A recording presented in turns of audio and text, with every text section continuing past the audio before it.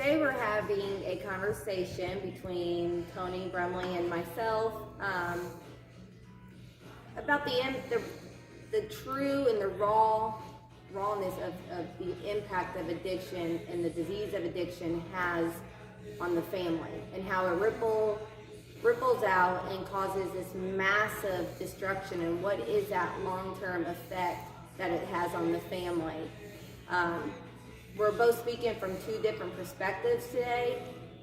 Me coming from the perspective of a daughter who grew up in an addicted home, that watched her entire family and parents struggle through addiction, and the impact that had on me, and the restoration that I'm still doing with those relationships in my life, and what that journey's been like. And then coming from Tony's perspective of the one that suffered from the disease of addiction, now being on the other side of recovery and seeing from an outside perspective of what that addiction had caused in her own family's life. And so we're speaking from both sides, but we're also meeting right here in the middle, of both being people of recovery and both recovering from addiction, just two different paths that came from that. So you want to share about why this was such an important conversation for you to have? So here lately, I've been having some struggles on my own with my daughter. She's not using any hard kind of drugs. She still drinks. She's a drinker. She has two children and two separate dads. One has already died from the disease, and one is an active drinker. And when in our relationship's struggling, and it's beating me up, and I'm letting it beat me up because of the way I was raised up. My mother spoiled me. I was very spoiled, and she was what we call an enabler. And even being a recovering addict and knowing what I'm not supposed to do, I'm doing to my very beautiful daughter, and that includes two grandbabies. And I got to make a stop to it. I got to put a stop to it because I want this to end here. I don't want it to happen with my grandchildren. I don't want them to follow our behaviors. And even though my daughter isn't where I'm at or where Megan's at in her journey, my prayer is that she will be one day. And my prayer is that my precious little Gracie will be a strong girl like us. Because as women, coming from a dysfunctional home, my mother wasn't a drug addict. She had the mental illness, but she did not use alcohol or drugs. Her father was an alcoholic, died of alcoholism. My father is an alcoholic. She married an alcoholic. Then she watched all her children become full-blown drug addicts, even to death, a few of them. And she's seen one of them get clean and sober, which was me. But at 4.5 years clean, she took her life because she could no longer handle the depression, the anxiety of this disease. She kept it a secret. She was full of resentments towards everyone. We all did a lot of things, and the biggest person she blamed was God. And then I gave my life to Christ, and she took her birthday on his birthday. I think she felt that as if Christ took me from her. But in our reality, he saved me. And these are just my beliefs. People want to say I'm religious. I'm not religious at all. It's all about our relationship with Christ. And, to get to know Christ, you got to spend time with him, and to spend time with him, to know him is in the Holy Bible. What all these books that we read, their fingers off of that book. And I just wanted to sit down with Megan especially because I've watched this young lady grow in her recovery.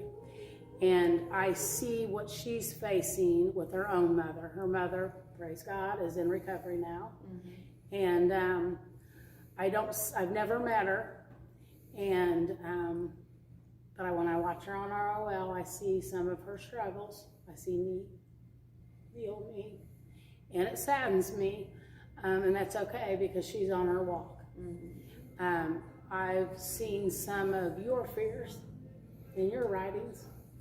And I just wanted to come together in some sort of way. Maybe we can lift each other up, help each other see each of our perspectives, and to forgive and to let go of some of the things that I am humble enough to say that still got me. Because without me doing that and setting a boundary with my own daughter, I'm not in the solution.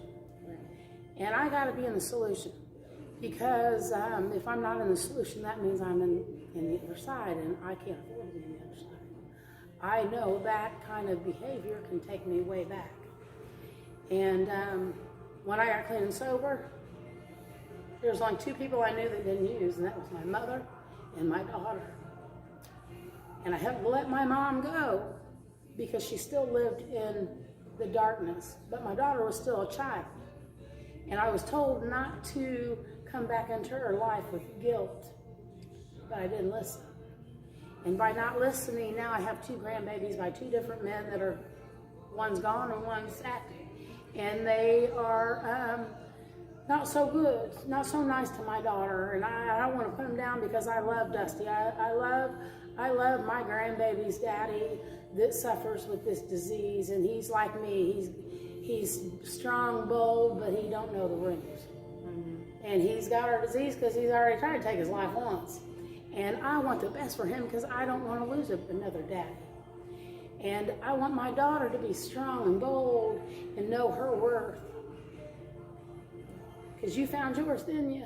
Yeah, it took a while, and to kind of circle back, for me, I watched addiction destroy my parents' 13-year marriage. I watched my mom, my dad was what they call a functioning addict. My mom couldn't handle daily responsibilities, daily duties of being a mom, so that inevitably took her out of our life for almost 15 years. Majority of, from the time I was 10 to the time I was 22, my mom was in and out of prison and now the streets and now rehab. Months would go by, we wouldn't hear from her, we wouldn't know where she was or what was going on, whether she was alive or dead. And my dad, he was our savior, he was our hero. He kept us from not having to be tossed into the foster system. Even though he was struggling to raise us with this massive addiction on his back, he couldn't function a day without his prescription pills. But yet he managed to keep a roof over our head. He managed to keep food in our stomachs. He managed to make sure that we got up and went to school every single day. Very functionable, but that caused, even with that, so to speak, function, it caused a lot of emotional and mental detachment. And through that, not having my mother there, that nurturing relationship that you're supposed to have, I am now not having that emotional connection with my dad because he's working 3 jobs. He's, there's just not that quality time like you were talking about. So what that inevitably did caused me to reach out that attention and love at a young age from boyfriends. And to me, that was my dependency. I needed that partner. I validated myself through those relationships. As long as I had a relationship, I was sane. As soon as that relationship was over, here comes a cycle of partying. As soon as I got back into the relationship, I was sane again. Like that was my dependency. And of course, my first relationship out of high school, he was addicted to pills. Fresh out of high school, he died of an overdose. that spiraled me into a long year of depression and getting into pills myself. But because of my mom's addiction, I knew where I didn't want to go. I knew who I didn't want to be. I didn't want to be anything like her, and that came from that resentment. I resented her so much that I didn't become an addict. Where most, they become an addict because they resent them. So mine was kind of backwards, but in the same, it was still rooted out of resentment. So it still caused a lot of struggles in our relationship that we're still trying to restore. 20 years, 10, 20 years later, I then got into a marriage with an alcoholic. We were married for 5 years, and it started with the mental and emotional abuse, and then eventually the physical abuse came, and that was enough for me. That one time of physical abuse was enough for me to realize I don't want my daughters to go through this. I was repeating my parents' marriage. He was a hard worker. We had a nice home. We had the white picket fence type life, but this abuse was happening, and this alcoholism was getting worse each and every month goes by, and I had to pull out. That was another broken family. Here I am repeating the same cycles. No, I was not the alcoholic. No, I was an addict, but yet I'm still living in the same repetitive cycles as addiction. And I realized that even then, the addiction was still, I could not pull myself away from it. As much as I tried to create a new life, addiction was still there. And so after that marriage, I started up this new life. 3 months later, I lose my father to addiction. So here goes one male, two males. The three significant males in my life are gone. What do? I get right back into another relationship. But this one was even worse because now he comes with heroin. So I went from pills to alcohol to straight heroin. And I attached myself to that man because I couldn't save my first love. I couldn't save my father. I couldn't save my marriage. I'm going to save him. This is my chance to really save someone. And I got to escape from the grief of my dad through this relationship. It was easier to deal with his addiction than to deal with the loss of my father. I drove up on the accident of my father. I was on my way back home, and I seen my dad's motorcycle on this ground with the white blanket over my father's body because he had just shot up heroin and got on a motorcycle. I couldn't deal with that. That was the most traumatic experience I've ever had in my life. And the only thing that I could grab a hold to pull me through that is his addiction, my boyfriend's addiction. And I did that for 2.5 years after my dad's loss, after the loss of my dad. Me and my mom's addiction started spiraling again. She had been clean for several years from crack cocaine, but the alcohol and the marijuana was starting to creep in, which disconnected me from her because I was angry that here we are on this other relapse cycle again. My family's chronic relapsers. Like, I went through relapse so many times. So I just disconnected completely from my family, and I moved all the way out to Madison. I'm from Indianapolis, so I went from Indy all the way as south of Indiana that you could possibly get because I just didn't want nothing to do with my family anymore. And I played in the illusion that I was fine, that I was okay. I was a recovery coach at this time. I'm helping other people through recovery. I'm going to school, and I'm taking care of my business as I've always done. And meanwhile, without my it was very subconscious. I wasn't aware of it yet. This depression was building. And all of a sudden, out of nowhere, I get in this 3-day where I cannot move out of my bed. And it was the darkest I felt. And it was almost like all those wounds just hit me like a ton of bricks. 3 years later, I'm grieving my dad as hard as I ever have. And I just remember looking at my boyfriend. I was like, I don't know what's wrong with me. And of course, he's sick, so what is he going to do for me? But it was the first time in my life I really needed someone to help me. And everyone around me was sicker than I was. So, for me, that meant this relationship needed, if I was to ever get out of this, I need to let him go first. Packed up his bags,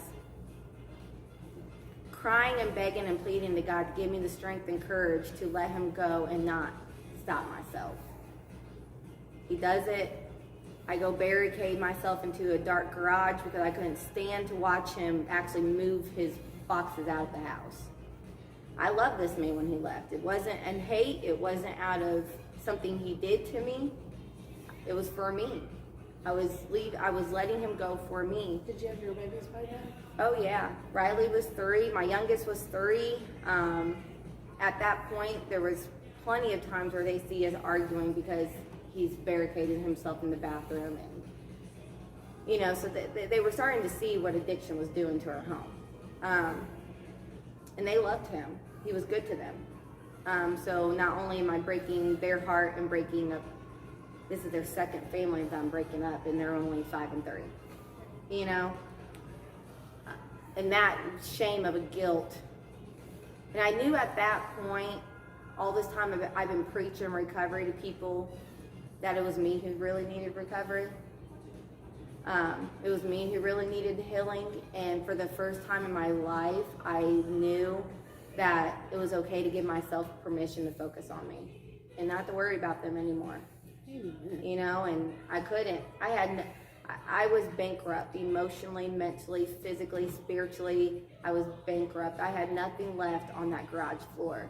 I had to pull myself up from that garage floor after hours. And watching my 3-year-old wipe the tears from my eyes for months, I was by myself. And I was in his hometown. I had no community. I had no support. I had no relationships. My family is all up, getting high up in Indianapolis. First time in my life, I was alone, and it hurt, and it was scary, but it was what I needed. I needed to be alone.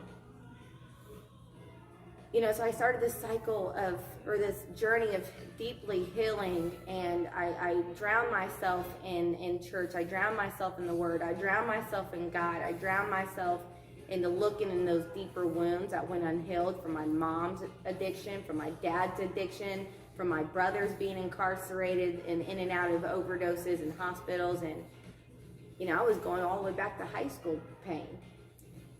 And that took 6 months of deep healing work. And then I got sober. It took me a minute to get sober because I held on to some type of escape, I think. And even though I wasn't an alcoholic, kind of like what you said with your daughter, like I wasn't deep into alcoholism. But I was smoking the pot. I was keeping my head afloat. Have you ever said to yourself, I hate that so much about her, I'll never do that? Oh yeah. That's what my daughter, that's what I have said about my own mother. She wasn't she never used around me, but I would say the way she let my dad, the things that she let my dad get away with. My dad was, the duck boy. Mm-hmm. And he had children just to work them. Mm-hmm.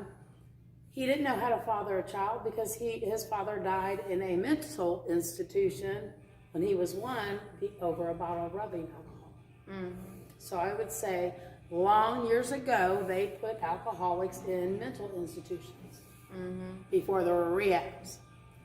And so I am literally witnessing in my own daughter everything that she hated about me is becoming like me. Mm-hmm. And my fear after what I see my mother do, and I run hard. I go to a lot of meetings. I know what this disease can do to me. Mm-hmm.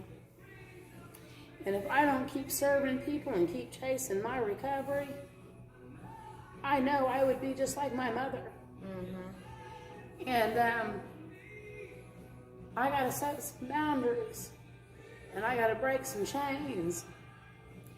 And I got to, just for myself, restore some pain over resentments, because I've forgiven my mother full-heartedly for her leaving me.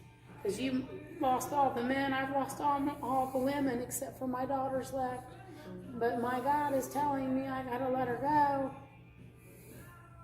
I gotta let her go. And I can no longer enable her. And it's going to be the hardest thing I ever did in my life, and I think in my recovery. Yeah. Because she's all I got left. Yeah. And she lives next door. And I love her. I don't want to let this mental illness win. Yeah. And I want my granddaughters to survive. And I don't want to keep repeating the same old behaviors of the cycle of mental illness in my family. My daughter is a daddy's girl too. He's an active alcoholic. He's still alive though. And he's functionable. Mm-hmm. He's functionable, and he comes from a bunch of alcoholics in his family. The disease runs rapid. Yeah. And, you called it a beast earlier. It is a beast. And because he kept her afloat while I was out of her life, he's this macho man. But you see, I'm not putting my ex-husband down in no kind of way, because I thank him for keeping him her out of the system, because I was literally loved her enough in my first year of crack smoking rock that I called him and I handed her over. And I could have kept her, and I could have kept getting that child support, and I could have sold her little blonde, blue-eyed butt on them streets. But I loved her, and I knew how sick I was. But when I got clean and sober, my ex-husband still has serious resentments against me. And nobody, instead of educating that child and loving her in a good way, because he is a good, firm daddy that will love, he gets respect. Mm-hmm. And I love that about my ex-husband, but I hate the alcoholism. Right. Because the alcohol controls him just like the dope controlled me. And he told her, if I didn't drink, I'd kill somebody. He didn't say I'd kill myself, he said I'd kill somebody. Mm-hmm. And that's what we have to do when we have this disease, to keep it to bay. Mm-hmm. But I choose recovery, as you know, and that's another thing that I struggle with. My daughter, the people that she's around, people, places, and things, are my enemy today. Mm-hmm. So I got double coming forth at me. I have the ones that helped me when I was gone, that I show respect and love and thank. Hey, and some of them are active and some of them are not. My ex-husband, he is a big one. It's hard to co-parent with the child when we can't co-parent and all we show is that child to manipulate us. Mm-hmm. Did you ever do the manipulation thing? For me, I did a lot of raising of my own. So there wasn't much that I had to manipulate, because I really had freedom to do what I wanted. My dad remarried. I was one of 6 kids, and I was the oldest, so I basically helped raise my younger brothers. So the manipulation, though, wasn't through my mouth. It was through getting good grades, getting a part-time job, taking care of the things at the house, doing chores, taking care of my brothers, making things easier on my dad, to where if I didn't want to come home for the weekend, I didn't have to come home for the weekend. Right. And he never questioned me, because Megan was the good girl. And that was just a mask that was playing for such a long time, of being the perfect child, being the good girl. Because I couldn't be a bad girl. I had a stepsister that was being bad. My brother was having behavioral issues. I didn't have room to be bad. I had to be perfect. Otherwise, there would have been no room for me to be bad. They had no more energy and attention to give to me, so I had to stay in my own lane. So you almost, I mean, what you just stated to me, and this is what I heard, you played the manipulation game with you. Right, I manipulated myself. Whoa, that's... I didn't have to manipulate my parents. My parents That's weren't good. parents. I was my own parent. I raised myself, but now fast forward in my mom's relationship, that has came back to bite us both because I can't respect her as a mother and a woman because I've been my own woman. I raised myself as a woman, and I'm teaching her how to be a woman. I'm teaching my mom how to pay bills. I'm teaching my mom how to make sound decisions, things that I taught myself at 15, 16 years old. And I think through this process, I'll eventually gain respect for her as a woman.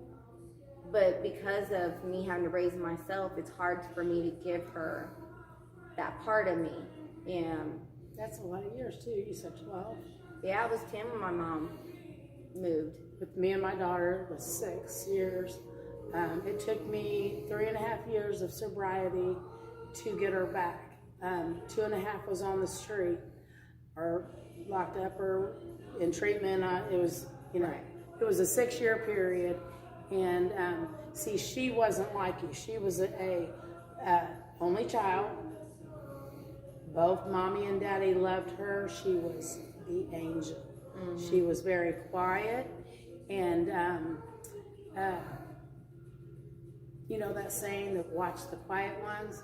Well, I never thought that about my daughter until I really took a step back. And now that she's a woman and a mother too, I see where we all had bad parts and did some bad choices. And my bad choice, I'm only going to talk about me, because people that know me and my ex-husband knows what his part is too. And I love him no matter that he hates me or not. He's still her daddy, and I'm going to have respect for him. It does hurt me that I have people that get in my daughter's ear and put me apart, and she don't take up for me after all the years that she's seen me do good. Mm-hmm. That really rips my heart. And that's when God says, you set a boundary. Mm-hmm. You can't let even your precious baby tear you to shreds. Mm-hmm. And I know in her little heart and mind that might be what she really truly is trying to do. But mommy's, I'm human.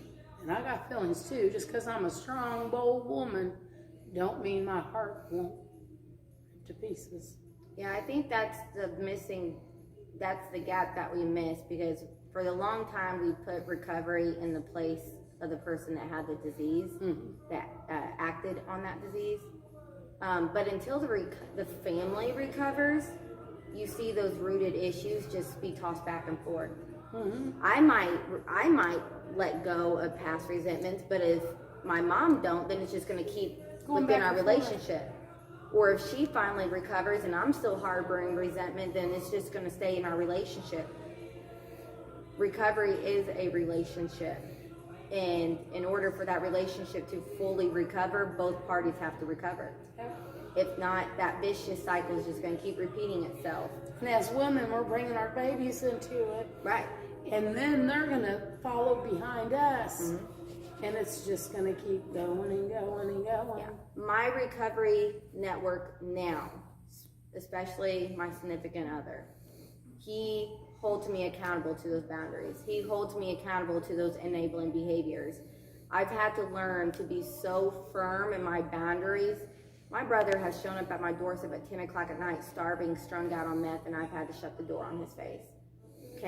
Shut the door, came inside, and broke down crying. I threw a sack of food out there for him, told him I love him, and I'll be here when he's ready to get help. But I couldn't let that into my doors. Addiction has no room in my life today. You don't bring addiction to my house. You ain't bringing that negative spirit and energy into my house. I worked so hard to recover and heal from it. Just because you didn't doesn't mean I have to allow it. Just because you think you don't have my disease and you aren't me doesn't mean your behavior don't show that. Mm-hmm. And, this is something I want to say to all those mothers and fathers that have a child that suffered from this disease, and they, stole from them, or they didn't see him for months and didn't know even if they were alive. Well, when I got clean and sober, I told my mother I was sorry. And I didn't know what I was sorry from until it started happening to me. Until my baby, my child, started speaking to me and said the exact same things I said to my mother. It was like a slap in the face. It was like watching a nightmare happen. Mm-hmm. And, then she's got her dad and her baby daddy that hate me because I'm sober. And what their behavior I see, I'm going to pick her up and hold her up here, and I'll kill for her. I'm a bold woman like that. But, I wouldn't do that because I still love them men because I know they're sick just with the same disease I got. So there's a two side to that. Right. I'll protect my daughter. At the same time, I'll love you, but I'm going to love you at a distance, and I'm going to hold a fist up to you. And I hate being like that because, hopefully one day they find the rooms, find recovery, whatever you want to call it. But right now, for me, for you, get ready to celebrate 12 years clean. My granddaughter Gracie is 7. She'll be 8 next year. And I want to see those years of her life because I missed them of my daughter's. Mm-hmm. But I want to love my daughter correctly, and I can no longer play the codependent and the guilt card. Mm-hmm. And I'm setting boundaries today, and you're going to witness this with me. Mm-hmm. Something I got to do for me. I'm doing it for her too. She just don't know it. The same root that addiction feeds off of is the same root that codependency feeds off, and they're both selfish. Yep. Codependency is not to make you feel better; it's to make me feel Yep. better. I'm going to give you food because it gets Yep. relief Yep. off my shoulders, Yep. not off your shoulders. That's what I've been doing. Yeah. And it's because I'm consumed with worry. Yep. So if I get to do something and control something, that makes me feel better. Yep. Same thing with addiction. I can take this drug that makes me feel better. Yep. It might hurt you, but I feel better in that moment. And so if we get to the root of the problem. It's exactly what me and my mom used to do. Mm-hmm. My mom would love me to death with money. And I would manipulate the shit out of her.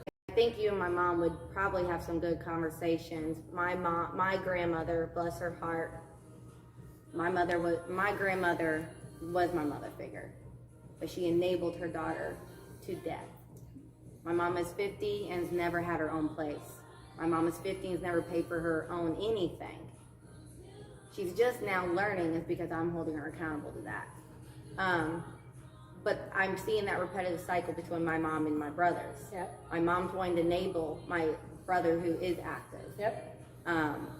And just recently, me and my mom I had to really sit down and be firm with my mom. If just like addiction's not allowed in my home, enabling is not allowed in my home. You want to enable your son, you have that choice and freedom, but you're going to do it outside my home. Because if I'm not going to enable him, then you can't enable him. Right. And I'm watching her go through that struggle because this is one of those consequences of her past. My brother did take that road of addiction because we grew up in addiction. So she's getting that both ends where, thank God I did choose recovery because my family has a chance. Someone decided to break the cycle. Whether they follow suit, that's on them. But I decided to break the cycle because my kids talk about recovery. Like, my kids are in very in depth into the recovery community, and even if they ever decide to go down that road, they're going to know what recovery looks like. They're going to know the language of recovery. It's not going to be some foreign environment or atmosphere.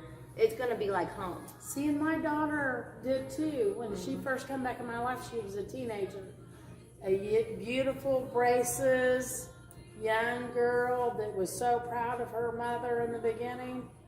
And with inside the rooms, I would take her with me. And that's and your in hope. my safe place. Right. That's your hope, though. Because what does the She Bible fell say? in love. What does that Bible say? Train your child in the way Yes. they should go, and they shall not depart from it. And if they do, they will come back to it. Exactly. So what happened though, she fell in love with somebody in there. Oh yeah. That wasn't stable. That was her Oh, yeah. first daddy. That was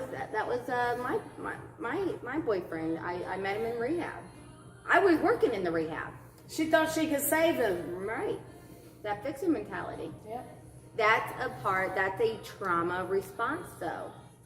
It's something that she has to dig down because we couldn't save our parents. That's right. She couldn't save me, and that's what I tell her all the time. You couldn't save your own mama. How can you save him? And you're better than that. She's better than that. Yeah. And you know, it's been a really good conversation. I've really learned a lot from you and seeing the different perspective of the child versus the drug addict, the mother. I've done a lot of terrible things to my daughter, and I can say that today. And but today, I know the truth, and I'm going to use the tools that I know, and I am going to make the right choice today. And I'm making that choice out of love. Right. Out of love. Right. Because God loved me so much, He showed me how to love her in the right way. And even though in my disease thinking, in my mind wants to scream, she ain't gonna make it, he can't change her, I know he can. He loved me that much, he's gonna love her that much. And if I gotta get out of his way, I'm gonna get out of his way. And I'm gonna walk the walk and show my granddaughters, just in case she don't want to show them today. Just like you handed her away in your addiction because you loved her. Yep. You got to hand her away to it again. Yep. Just save her. Yep. Yeah. And to save them, the little ones. Because our behavior, me and her behavior, as soon as me and her have a way off, behavior, but then 2 minutes, the babies are doing it to her. Yeah. Me and my mom have a lot of work to do. We're just now getting to the point where when we talk about something, we're not yelling first. Because it's first yelling, step away, And finally shuts talking. way down. Oh yeah, I'll shut all the way down. Yeah. Me and my mom live in the same house now, and I will avoid my mom. It's getting better over the last couple of weeks, but it's taken like real aggression to get her. Does she shut down, or does she just want to keep going and want you to understand? We both got to walk away. Right. Yeah, and we'll both shut down for a couple days, and there'll be tension between us, and then finally someone has to be like, okay, are we going to talk about this calmly or not? And thankfully I have a third party that can kind of sit in to protect me when I need to, but also to give her a different perspective when we're butting heads and we're not seeing eye to eye. Because there is that resentment there that she should be teaching me these things, but yet the roles have reversed because of the natural causes. Right. The order of our family was broken. Right. There is no paternal, maternal, then children. Right. I got shifted to the hierarchy of our family. And I will say my daughter's done that for me a couple times. Not when it comes to paying bills or anything like that, but when it comes down to, she worked in a bar and people, places, and things. There are literally times that she thinks she's 10 foot tall and she will protect me from that people, place, or thing. And thank you, baby girl, that you did that. I'm not saying that I would have made a bad choice, but that was what gave me hope that she might one day lose them resentments against me. That was what kept me buying. Yeah. And now she'll get to a point where she'll protect herself. And when that shift happens, that I can no longer love you if I don't learn to love myself. And I gotta learn what that healthy love looks like. I got to learn how to have healthy relationships with my family today, but that requires me to come from a place of healing and recovery. Otherwise, that dysfunction is going to stay there. Yep. You know, And admitting I need help, because I've many times tried to bring in outside help for the babies. Like my granddaughter that is already fatherless. She was fatherless at less than, I think she's a little over 1 when he died. So, we got a big journey ahead of us with her. She's going to figure out she's missing a big part of life. And if she's already struggling and got the disease in her blood, no better time to start her now. Yeah. And my daughter, her family, her other side of the family that believes, oh, let's keep this a secret, don't tell nobody, right, thinks that it'll go away. But she has literally witnessed with her own 2 eyes, my mom keeping my shit a secret. Right. Look what happened to me. No, education is key. When my mom went back out and she was not around my kids for months and months again, and they're attached to my mom. And my brother went back out and they're asking me questions, what's going on, I'm telling them the truth. Yeah. They're gonna know why their grandma's not calling them every day. Because at 13 years old, at 10 when my world fell apart, after a couple of years, I finally sat down with my aunt, my mom's sister, and was like, I want you to tell me the truth. What happened? What did I not see? How long has this been going on? And my aunt finally told me the truth about the history of our family. And I needed that. Yep. It gave me awareness. To grow. I needed that awareness. Yep. Because that awareness kept me from walking down that path of addiction. It kept me out of prisons. And I remember when I was 19, I went and visited my mom in prison. And in the table next to us was a 19-year-old girl who was incarcerated, and the mother was visiting her daughter. And I just remember looking at that table, looking back at Mom, and I was just like, you saved me from being in that seat. Because I grew up on the east side of Indy. I grew up in the rough neighborhoods. I should have been molested. I should have been raped. I should have been trafficked. I should have been into addiction. And none of those things ever touched me. That's one of the crazy things. I want to say something here. Me and Megan didn't meet. We met, about 2 years ago? Yeah, somewhere around there. When they started the group, however long ROL's alive is when I met her. I'm from the east side of Indianapolis. Come to find out, me and her graduated from the same school, 89. In 2008. 2008. That's wild. It is wild. But that's a small high school in the area anyway. Yeah, so. And God placed us along each other's life for many, many reasons. And the group that her and her other half started, I just love and support because I see them as the future of recovery. Yes, I worked a 12-step program and still do. But the outside needs educated. And this is a family disease, and I'm tired of keeping it a secret. Mental health doesn't mean we're stir crazy. Yes, some of us are. Some of us need medication to keep it at bay. But working a program, communicating, talking about it. I don't have to be on antidepressants to overcome this disease. My disease is at rest because I go to meetings, I communicate, I reach out to others. I have a sponsor. These young people are teaching this old woman something new. And, there's always room to change and learn. And I feel very blessed that I got to sit down with you and to pick your little brain there because I've been wanting to do it for a long time. And I want to close with this reading. Yeah. And I haven't even read it, and because I'm not a good reader, I'm going to have you do it and just go to the date. It's January 30th.